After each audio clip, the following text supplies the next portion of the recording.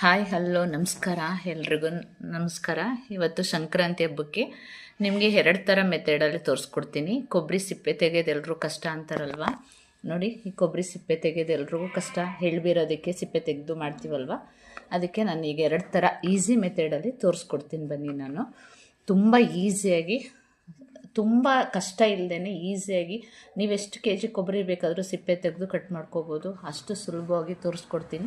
ಒಂದಲ್ಲ 2 ಥರ ಮೆಥಡ್ ತೋರಿಸ್ಕೊಡ್ತೀನಿ. ನಿಮ್ಗೆ ಯಾವ ಥರ ಮೆಥಡ್ ಈಸಿ ಅನಿಸುತ್ತೆ ಆ ಥರ ಮಾಡ್ಕೊಳ್ಳಿ. ಬನ್ನಿ, ಒಂದು ಥರ ಮೆಥಡ್ ತೋರಿಸ್ತೀನಿ. ಇವಾಗ ನೋಡಿ, ನೀರು ಕುದೀತಾ ಇದೆ. ನೀರು ಕುದೀತಾ ಇರೋದಕ್ಕೆ ಇಲ್ಲಿಗೆ ನೋಡಿ ಒಂದು ಖಾಲಿ ಪಾತ್ರೆ ಇಟ್ಕೊಂಡಿದ್ದೀನಿ. ಯಾಕೆಂದರೆ ನೀರು ತಾಕಬಾರ್ದು ಅಂತ ಇದ್ರ ಮೇಲೆ ಒಂದು ಪಾತ್ರೆ ಇಟ್ಕೊಳ್ಳೋಣ. ನೀರು ಒಂದು ಸ್ವಲ್ಪನೂ ಹಾರಬಾರ್ದು ಈ ಪಾತ್ರೆಗೆ, ಅದಕ್ಕೋಸ್ಕರ ಎತ್ತರವಾಗಿ ಇಟ್ಕೊಂಡಿದ್ದೀನಿ. ಇಲ್ಲಿಗೆ ಈ ಕೊಬ್ಬರಿ ಇಡೋಣ. ಯಾವುದೇ ನೀರು ಟಚ್ ಮಾಡಬಾರ್ದು. ನಾನು ಒದ್ದೆ ಕೈಲಿ ಮುಟ್ಟಿರೋದಷ್ಟೇ, ಇದು ನೀರಾಗಿದೆ ಅಂದ್ಕೋಬೇಡಿ. ಈಗ ಒದ್ದೆ ಕೈಲಿ ಮುಟ್ಟಿದ್ದು ಇದನ್ನು 5 ನಿಮಿಷ ಮುಚ್ಚಿಟ್ಟು ಬೇಯಿಸ್ಬಿಡೋಣ. ಆಮೇಲೆ ಅಷ್ಟೇ, ಜಾಸ್ತಿ ಬೇಡ. ನೋಡಿ, ಹೀಗೆ ಮುಚ್ಚಿಟ್ಕೊಂಡಿದ್ದೀನಿ. 5 ನಿಮಿಷ ಆಬೇಲೆ ಬೇಯಿಸ್ಕೋಬೇಕು ಅಷ್ಟೇ. ಯಾವುದೇ ನೀರು ಸೋಕೋ ಆಗಿಲ್ಲ. ಕೊಬ್ಬರಿಗೆ ತುಂಬ ಈಸಿಯಾಗಿ ಸಿಪ್ಪೆ ಬಿಟ್ಕೊಳ್ಳುತ್ತೆ. ನೋಡಿ, 5 ನಿಮಿಷ ಸಿಮ್ಮಲ್ಲಿ, ಇದನ್ನು ನಾನು ಸಿಮ್ಮಲ್ಲಿ ಇಟ್ಕೊಂಡಿದ್ದೀನಿ ಗ್ಯಾಸ್ನ. ನೋಡಿ, ಹಬೆ ಹೋಗ್ತಾ ಇದೆ. ಆ ಥರ ಸಿಮ್ಮಲ್ಲಿ 5 ನಿಮಿಷ ಬೇಯಿಸ್ಕೊಳ್ಳೋಣ. ಬನ್ನಿ, 5 ನಿಮಿಷ ಬಿಟ್ಟು ಬರೋಣ. ನೋಡಿ, 5 ನಿಮಿಷ ಆಗಿದೆ. ಸಾಕು. ಇಷ್ಟ ಆದರೆ ಗ್ಯಾಸ್ ಆಫ್ ಮಾಡ್ಕೊಳ್ಳೋಣ. ಇದು ಒಂದು ಸ್ವಲ್ಪ ತಣ್ಣಗಾಗಕ್ಕೆ ಬಿಡೋಣ. ನೋಡಿ, ಬಿಸಿ ಇಲ್ಲ, ಆದರೂ ಈಗ ಮಾಡ್ಕೊಳ್ಳೋಣ. ಬನ್ನಿ, ಹೇಗೆ ಅಂತ ತೋರಿಸ್ಕೊಡ್ತೀನಿ. ತುಂಬ ಈಸಿಯಾಗಿ ಕ್ಯಾರೆಟ್ ತುರಿಯೋದಿದೆಯಲ್ಲ, ದಪ್ಪದ ತೂತಿದೆಯಲ್ಲ, ಅಲ್ಲಿ ಸ್ವಲ್ಪ ಲೈಟಾಗಿ ಈಗ ಅಂದ್ಕೊಂಡ್ರೆ ಮೇಲ್ಗಡೆ ಸಿಪ್ಪೆ ಎಲ್ಲ ಹೋಗುತ್ತೆ. ನೋಡಿ, ಈ ಥರ ಲೈಟಾಗಿ ಅಂದ್ಕೊಂಡ್ರೆ ಸಾಕು. ಈ ಥರ ಜಾಸ್ತಿ ಬೇಡ. ಈ ಥರ ಮಾಡಿಕೊಂಡ್ರೆ ಆರಾಮಾಗಿ ಹೋಗುತ್ತೆ. ನೋಡಿ, ಇಷ್ಟೇ, ಜಾಸ್ತಿ ಎಫರ್ಟ್ ಹಾಕೋ ಅವಶ್ಯಕತೆಯೇ ಇಲ್ಲ. ನಾವು ಆಬೇಲೆ ಬೇಯಿಸ್ಕೊಂಡಿದ್ದೀವಿ ಹೇಗಪ್ಪ ಅನ್ನೋ ಆಗೋ ಇಲ್ಲ. ಇದು ಬರೀ ಜಸ್ಟ್ ಆಬೇಲೆ ಬೇಯಿಸ್ಕೊಂಡಿದ್ದೀವಿ. ಇದಕ್ಕೊಂದನೇ ನೀರು ಸೋಕೋದಿಲ್ಲ. ಅದರಿಂದ ನೀವು ಆರಾಮಾಗಿ ಈಸಿಯಾಗಿ ಮಾಡ್ಕೋಬೋದು.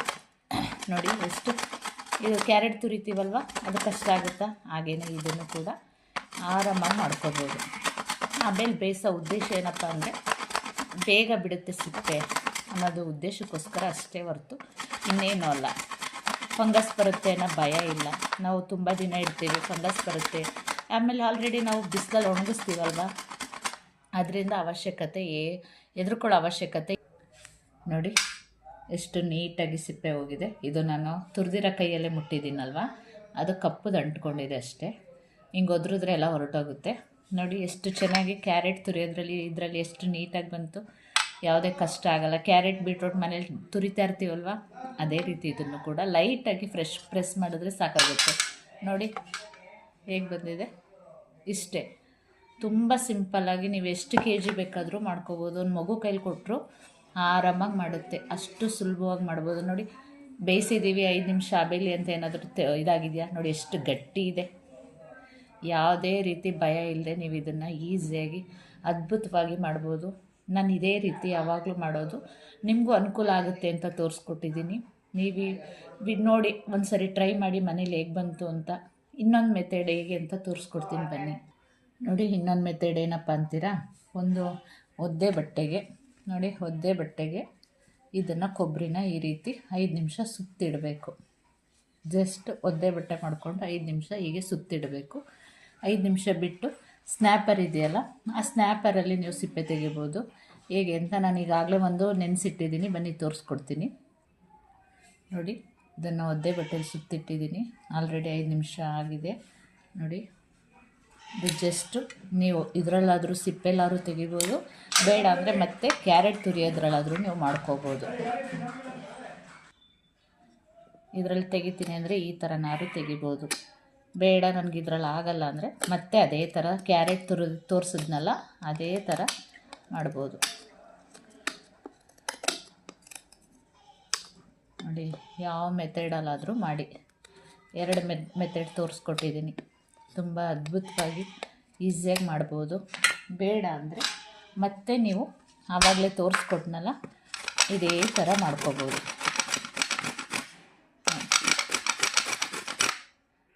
ನಿಮಗೆ ತುಂಬ ಈಸಿಯಾಗಿ ಬೇಕು ಅಂದರೆ ಈ ಮೆಥಡು ತುಂಬ ಅದ್ಭುತವಾಗಿ ವರ್ಕ್ ಆಗುತ್ತೆ. ಒಮ್ಮೆ ಟ್ರೈ ಮಾಡಿ ನೋಡಿ. ಜಸ್ಟ್ ಇಷ್ಟೇ, ಯಾವುದೇ ಕೈ ನೋವಲ್ಲ, ರಿಸ್ಕ್ ಆಗಲ್ಲ. ಎಷ್ಟು ಕೆ ಜಿ ಕೊಬ್ಬರಿ ಬೇಕಾದರೂ ಸಿಪ್ಪೆ ತೊಗೋಬೋದು ನೋಡಿ.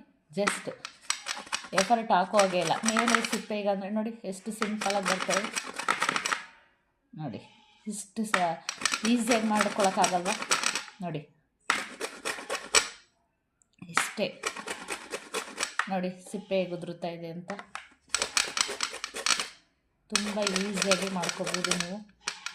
10 ಕೆ ಜಿ ಕೊಬ್ಬರಿ ಇದ್ರೂ ಬೇಕಾದರೂ ಮಾಡ್ಕೋಬೋದು.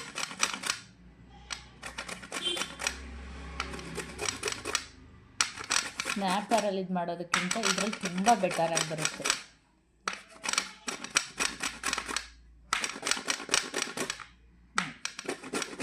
ನೋಡ್ತಾ ಇದ್ದೀರಿ ಎಷ್ಟು ಈಸಿಯಾಗಿ ಬರ್ತಾ ಇದೆ ಅಂತ.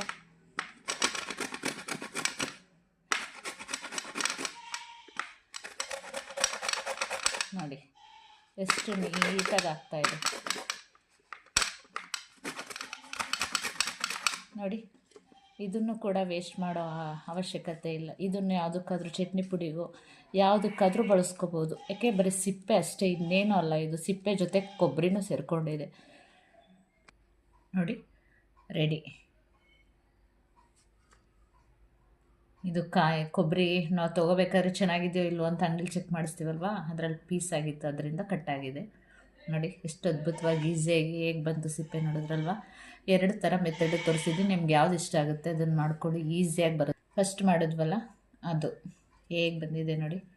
ಇದು ಸಿಪ್ಪೆ ನಾವು ಕೊರಿತೀವಲ್ಲ, ಹಿಂಗೆ ತುರಿತೀವಲ್ಲ, ಅದರದ್ದು ಕೈಯಲ್ಲಿರೋದು ಅಂಟ್ಕೊಂಡಿರೋದು ಕಪ್ಪಗಿರೋದು, ಅದು ಹೊದ್ರಿದ್ರೆ ಒಂದು ಬಟ್ಟೆಯಲ್ಲಿ ಹೊರಟೋಗುತ್ತೆ ನೋಡಿ. ಇಷ್ಟು ಅದ್ಭುತವಾಗಿರೋದು ಕಟ್ ಮಾಡಿ ತೋರಿಸ್ತೀನಿ ನೋಡಿ.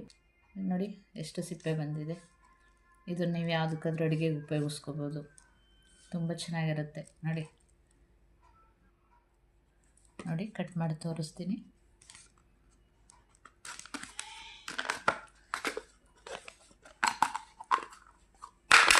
ನೋಡಿ. ಯಾವುದೇ ಟೆನ್ಷನ್ ಇಲ್ಲದೆ ನೀವು ಕೊಬ್ಬರಿ ಸಿಪ್ಪೆ ಆರಾಮಾಗಿ ತೊಗೋಬೋದು. ಎಷ್ಟು ಗಟ್ಟಿಯಾಗಿದೆ ನೋಡಿ. ಬೇಯಿಸ್ಕೊಂಡಿದ್ದೀವಿ ಅಂತ ಏನಾರು ಅನಿಸುತ್ತಾ, ಆರಾಮಾಗಿ ಇಟ್ಕೋಬೋದು. ಈ ವಿಡಿಯೋ ಇಷ್ಟ ಆದರೆ ಇನ್ನಷ್ಟು ಮಾಹಿತಿ ಆಗಿರೋಂಥ ವಿಡಿಯೋಗಳು ಬೇಕು ಅಂದರೆ ಪ್ಲೀಸ್ ಲೈಕ್ ಮಾಡಿ, ಶೇರ್ ಮಾಡಿ, ಸಬ್ಸ್ಕ್ರೈಬ್ ಮಾಡಿ. Thank you for watching video. ಹೋಗಿ ಬರಲಾ.